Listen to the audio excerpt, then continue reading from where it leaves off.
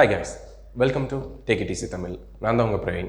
இன்றைக்கி நம்ம வீடியோவில் பார்க்கக்கூடிய ஒரு விஷயம் என்ன அப்படின்னு கேட்டிங்கன்னா, விதை நேர்த்தி. அதாவது பார்த்துட்டிங்கன்னா இந்த பீரியடில் எல்லாருமே பார்த்துட்டிங்கன்னா விவசாயம் பண்ண ஸ்டார்ட் பண்ணக்கூடிய ஒரு பீரியட். அதாவது இந்த ஒரு 2 months கேப்பில் பார்த்துட்டிங்கன்னா எல்லாருமே விவசாயம் பண்ணுறதுக்கு ஒன்றா அறுவடை பண்ணி முடிச்சிருப்பாங்க. ஸோ அடுத்த வெள்ளாமை பண்ண ஆரம்பிக்க போகிறாங்க.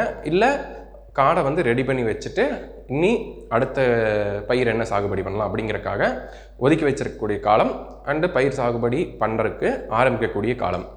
இந்த காலத்தில் விதை நேர்த்தி அப்படிங்கிறது ரொம்ப முக்கியங்க. அண்டு பார்த்துட்டிங்கன்னா அதை பற்றின விழிப்புணர்வு நம்ம விவசாயிகள்கிட்ட அதிகமாக இல்லை. இப்போ பார்த்துட்டிங்கன்னா இந்த உரக்கடை வச்சுருக்காங்க பார்த்தீங்களா, அவங்க எல்லாருமே விதை நேர்த்தி பண்ணுறதோட பலனை என்ன யூஸு அப்படிங்கிறத விவசாயிகளுக்கு எடுத்து சொல்லி இப்போ நிறைய பேர் விதை நேர்த்தி பண்ண ஆரம்பிச்சிட்டாங்க. இன்னும் கொஞ்சம் பேர் அது எதுக்கு பண்ணிக்கிட்டு, அதெல்லாம் யார் பண்ணுறது, நம்ம எதுனாலும் உப்பு போடுறோம் இல்லை மருந்தடிக்கிறோம், அதில் நம்ம மேனேஜ் பண்ணிக்கலாம் அப்படின்னு சொல்லிட்டு விதை நேர்த்தி பண்ணாமல் இருக்கோம். ஸோ இந்த வீடியோவில் விதை நேர்த்தினா என்ன, அது பண்ணுறதுனால என்ன யூஸ் ஆகும், தென் அதை எப்படி பண்ணலாம் அப்படிங்கிறத தான் ஃபுல்லாக பார்க்க போகிறோம். வீடியோக்குள்ளே போகிறதுக்கு முன்னாடி நீங்கள் ஃபஸ்ட் டைம் இந்த வீடியோ பார்க்குறீங்க அப்படிங்கிறப்ப நம்ம சேனலை சப்ஸ்கிரைப் பண்ணிடுங்க. இந்த வீடியோவில் சொல்லக்கூடிய தகவல் உங்களுக்கு பிடிச்சிருந்துச்சுன்னா லைக் பண்ணுங்கள், இல்லை மற்றவங்களுக்கு ஷேர் பண்ணணும் அப்படின்னா ஷேர் பண்ணியும் விடுங்க. சரி, வாங்க வீடியோக்குள்ளே போகலாம். ஃபஸ்ட்டு விதை நேர்த்தினா என்ன அப்படின்னு சொல்லி பார்த்துடலாங்க. விதை நேர்த்தினா என்ன அப்படின்னா, ஒரு விதை இருக்குது, அதாவது பார்த்துட்டிங்கன்னா இந்த விதைக்கரணை, விதை மஞ்சள், விதை நெல், அப்புறம் இந்த வாழை போடுறீங்க, அப்புறம் கருணக்கிழங்கு, குச்சிக்கிழங்கு, இந்த மாதிரி என்ன பயிர் நீங்கள் செஞ்சீங்கனாலுமே விதை அப்படிங்கிறது போடுவீங்க. சரிங்களா? அந்த விதையை போடுறதுக்கு முன்னாடி அதுக்கான ஒரு ட்ரீட்மெண்ட், அதாவது பார்த்துட்டிங்கன்னா சீட் ட்ரீட்மெண்ட் அப்படின்னு சொல்லி இங்கிலீஷில் சொல்லுவாங்க. அதுதான் விதை நேர்த்தி அப்படிமோ. அதாவது பார்த்துட்டிங்கன்னா அதில் நமக்கு கண்ணுக்கு தெரியாத பூஞ்சான கொல்லி, அதாவது ஃபங்கிசைடு அப்படிங்கிறது ஃபார்ம் ஆகிருக்கும். ஸோ அந்த ஃபங்கிசைடை ஃபர்தராக இன்க்ரீஸ் பண்ண விடாமல் அதோட கவுண்ட் இன்க்ரீஸ் ஆகிடுச்சுன்னா நோய் வர ஆரம்பிச்சிடுங்க. ஸோ அந்த ஒரு தாக்கத்தை ஃபஸ்ட்டே இனிஷியல் ஸ்டேஜ்லேயே குறைக்கிறதுக்கு பேர் தான் விதை நேர்த்தி அப்படின்னு சொல்கிறேங்க. சரி, இது பண்ணுறதுனால என்ன யூஸ் அப்படிங்கிறத பார்த்துடலாம். இப்போ ஒரு விதை இருக்குங்க, சரிங்களா? அதில் பார்த்துட்டிங்கன்னா நம்ம ஏதாவது பூச்சி இருந்துச்சுன்னா கண்டுபிடிச்சிருவோம், நோய் தாக்கம் இருந்துச்சுன்னா இந்த மாதிரி இருக்கும் அப்படின்னு சொல்லி கண்டுபிடிச்சிருவோம்.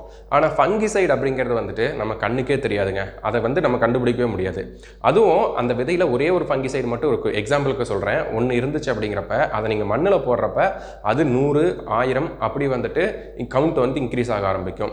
இப்போ எக்ஸாம்பிளுக்கு சொல்கிறேன், ஒரு 100 விதை நீங்கள் விதைக்கிறீங்க. அதில் பார்த்துட்டிங்கன்னா 10ல் ஃபங்கிசைடு இருக்குது. நீங்கள் விதை நேர்த்தி பண்ணாமல் விதைச்சிட்டீங்க.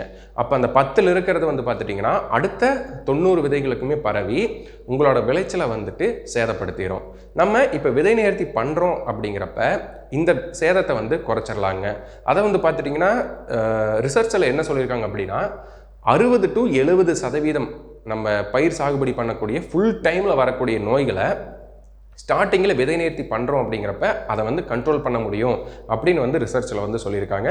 விதை நேர்த்தி பண்ணுறது மூலமாக 70% நோய் தாக்கத்தை குறைக்கலாம். ப்ளஸ் விதை நேர்த்தி பண்ணுறீங்க பார்த்தீங்களா, அந்த விதைகள் ரொம்பவுமே ஸ்ட்ராங்காக இருக்கும், அதுக்கு நோய் எதிர்ப்பு சக்தி அதிகமாக இருக்கும், ஃபர்தராக நோய் வராமல் பார்த்துக்கும். அந்த நோய் வராமல் இருந்துச்சுனாவே உங்களோட ஈல்டு, அதாவது பார்த்துட்டிங்கன்னா வெள்ளாமை பண்ணி சாகுபடி பண்ணுற பார்த்தீங்களா, அதோட ஈல்டு விளைச்சல் நல்லாவே கிடைக்கும், உங்களுக்கான ப்ராஃபிட்டும் இன்க்ரீஸ் ஆகும். ப்ளஸ் அதோட நோய் தாக்கம் கம்மியாக இருக்கங்காட்டி உங்களுக்கு கொடுக்கக்கூடிய இன்புட், அதாவது பார்த்திங்கன்னா உப்பு போடுவீங்க, மருந்தடிக்கிறீங்க பார்த்தீங்களா, அதோட காஸ்ட்டும் உங்களுக்கு குறையும். இது எல்லாமே உங்களுக்கு ப்ராஃபிட்டாக கிடைக்கும் நீங்கள் ஒரே ஒரு டைம் விதை நேர்த்தி பண்ணுறதுனால.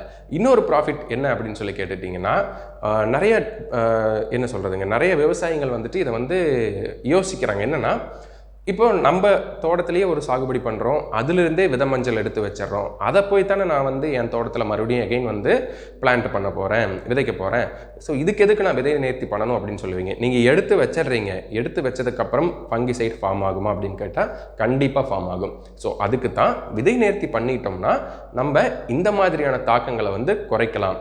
விதை நேர்த்தி பண்ணாமல் ஒரு வேளை நீங்கள் போட்டுட்டீங்கன்னா அதில் வரக்கூடிய நோய்கள் 70% மட்டும்தான் உங்களால் கண்ட்ரோல் பண்ண முடியும். மீதி 30% நோய்கள் என்ன நீங்கள் மருந்தெடுத்தாலும் சரி, நீங்கள் என்ன உப்பு கொடுத்தாலும் சரி கண்ட்ரோல் பண்ண முடியாது.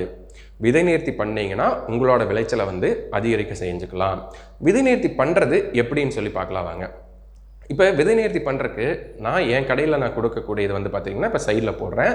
இந்த மோனோக்ரோட்டோபாஸ் அப்படின்னு சொல்கிற அந்த லிக்விடும் ப்ளஸ் ஸ்ப்ரிண்ட் அப்படிங்கிற பவுடர் இந்த ரெண்டுமே தான் கொடுத்துட்டு வருவாங்க. நம்ம எப்படி எந்த விதத்தில் உங்களுக்கு அதாவது எவ்வளோ ஏக்கரா பயிரிடுறீங்க அப்படிங்கிறக்காக, ஒரு ஏக்கரா அப்படின்னா நீங்கள் வந்துட்டு ஒரு 1/4 கிலோ ஸ்ப்ரிண்ட்டும் 1/2 லிட்டர் மோனோக்ரோட்டோபாஸ் இது 2 மட்டும் இருந்துச்சுன்னா போதுங்க. நீங்கள் வந்து போடக்கூடிய விதையை நல்லா நனைச்சி எடுத்து அதுக்கப்புறம் போட்டிங்கனாவே போதும். எந்த ஒரு பயிர் செஞ்சிங்கனாலும் பரவாயில்ல, இந்த 2ஐயுமே யூஸ் பண்ணி விதை நேர்த்தி பண்ணிங்க அப்படிங்கிறப்ப உங்களோட விதையில் இருக்கக்கூடிய 70% நோய் வந்து முழுமையாக நீங்கிடும். உங்களுக்கான விதை வந்து தரமான விதையாக கிடைக்கும். அதோட நோய் தாக்கம் கம்மியாக இருக்கங்காட்டி உங்களுக்கான விளைச்சல் வந்து அதிகமாக இருக்கும். நீங்கள் பக்கத்தில் இருக்கக்கூடிய விவசாயிகளுக்கும் சொல்லி விதை நேர்த்தி பண்ண வைங்க. அது பண்ணிங்கனாகவே உங்களோட விளைச்சலை வந்து அதிகப்படுத்தி கொள்ளலாம். மீண்டும் ஒரு நல்ல வீடியோவில் சந்திக்கிறேன். நன்றி, வணக்கம்.